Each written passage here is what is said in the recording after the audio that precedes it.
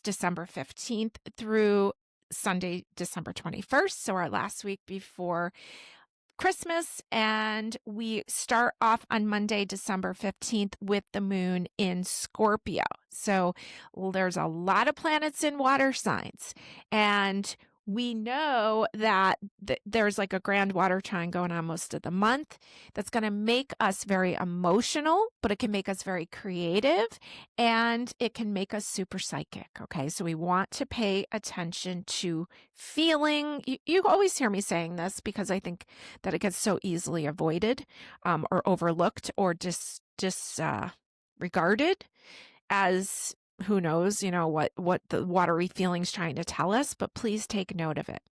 Now, Mars, the planet of action, is going to leave the fire sign of Sag, and it's going to enter Capricorn, and this is a really good placement for Mars, and this is about discipline and drive and long-term success. So calms down a little bit after leaving the fire sign of Sag. Sag can be all over the place. I'm a Sag, I can say that.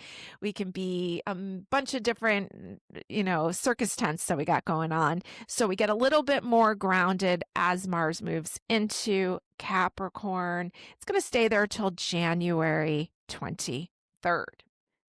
Now, remember, this is a new moon week. So we're heading on the 19th, which is Friday, to a Sagittarius new moon.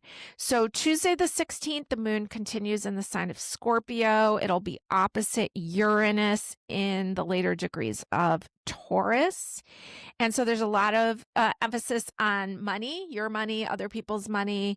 It's a good time to get your bills paid, but also to plan for anything, get some money into savings for anything unpredictable. Now, Wednesday the 17th, the moon is in Scorpio until 11:38 p.m. Eastern Standard Time. And then the moon moves into Sag. Now it's heading towards its new moon. There's going to be 4 planets in Sagittarius at this point. So we've got the sun still in the late degrees of Sag, together with the moon, together with Mars in the early degrees of Capricorn. We've also got Venus still in Sagittarius. So Venus wants to go and have a good time. And Mercury in Sagittarius, and Mercury, you have to be careful about how you use your words, because sometimes Mercury and Sag might regret what it says later. So lots of fire energy going on. And do we have any other planets in fire signs? I don't think so, because those planets are right there on the edge of Pisces. So nothing else. We have Chiron hanging out in Aries, our wound point. But lots of fire in Sagittarius energy there on the 17th. So spicy. So be careful about too spicy, but enjoy the fun. Now, Thursday the 18th, the moon continues in the sign of Sag. It's going to get close to Venus, so enjoy the beauty and harmony on the 18th. As we move into the new moon on December 19th, Friday, this is at 8:43 p.m. Eastern Standard Time, and it's at 28 degrees of Sagittarius, which we've got some other stuff hanging out at almost 28 degrees. We've got Saturn hanging out at 25 degrees Pisces and Neptune at 29 degrees Pisces.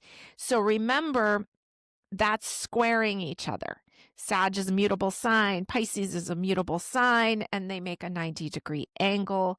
So as much as Sag wants to be carefree and it wants to be really optimistic and sometimes not grounded about things, it's squaring the planet of responsibility and then the planet of illusion and delusion. So my advice to you is envision the way you want things to go. Imagine things working out, in that playland of all the things that could happen, and allow, once you see the vision, allow Saturn to bring it to you. Now, this new moon, like I said, is together with Venus, which is a beautiful thing, but it's also very close to Mars. And so the sun and moon are right in between Venus and Mars. So just be careful for confrontation with people. We don't need any of that. Now, the moon enters Capricorn at 11:53 p.m. on Friday, so right after the new moon. A little bit later in the evening, it moves into the grounded sign of Capricorn. And on Saturday, the 20th, it continues in Capricorn. And it's going to be together with Mars, because we know Mars is there in Capricorn. And let's see what else. 12:20, Venus square Saturn.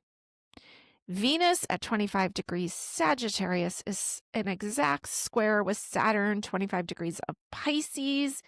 Be wise in love and money. So, anytime we have any form of Neptune, right? Neptune itself or the sign Pisces, we know things could be foggy and we know there's a chance for disillusionment. And so we want to be careful about major purchases or major decisions in love there on Saturday, the 20th. Now, Saturday the 20th is the last day of Sagittarius season, so enjoy the fun as the sun moves into the cardinal earth sign of Capricorn. Capricorn is going to push forward winter. There's a lot of oomph involved pushing forward winter. And so stay determined, whatever it is that you're working on, that vision that you might have caught during the Sagittarius new moon, stay determined, stay focused. Look at those goats climbing a tree. I mean, can you believe that they can even do that? That's how determined they are. So the sun enters Capricorn in the morning on Sunday, the 21st. The moon will be opposite Jupiter in the watery sign of Cancer, making everything bigger. And the sun, we talked about that, conjunct Mars and Venus. Okay, so now let's pick a couple cards for this week, the last week before we head into Christmas season, Hanukkah season. I really don't know much about Hanukkah. Remember, I grew up as a Jehovah's Witness. I don't really know much about any of the holidays. So I try to understand what everyone's feeling regarding their holidays, but I really have no clue. I think the only reason that I even have learned anything about holidays is from having a retail store. So bear with me here. I just never adjusted to the holidays. It was just, I always feel like I'm kind of like an onlooker looking in at other people's traditions. And even raising children, I was divorced most of my kids' early years. And so they spent most of their time with their father celebrating in a huge Italian manner.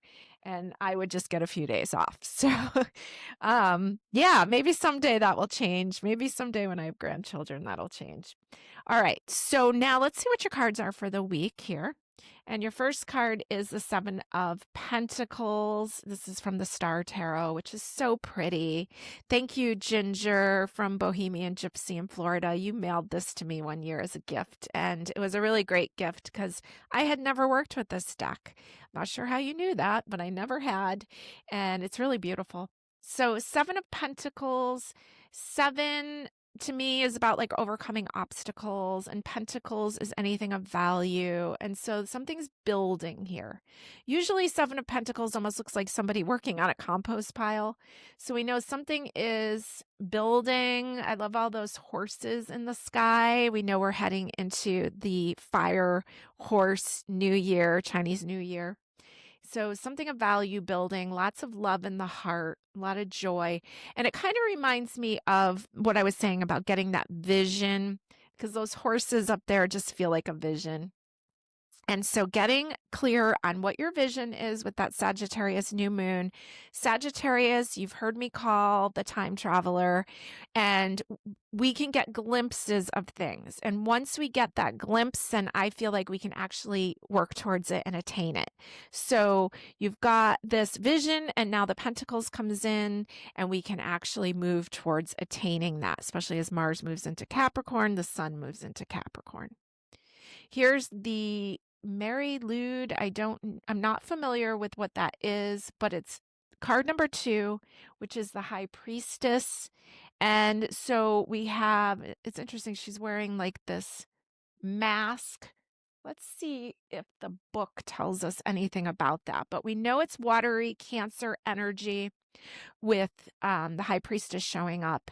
She's ruled by the moon. She trusts feelings. She trusts intuition. She trusts her inner voice. The book says encountering mystery is never an easy process. What is organized by the magus is rooted here by the queen of winter, the physical embodiment of winter, the Mari Lud. She is the high priestess, the bone queen. She threatens to simultaneously tear you into 1,000 pieces while also carrying you across the abyss of mystery and towards the light of spring.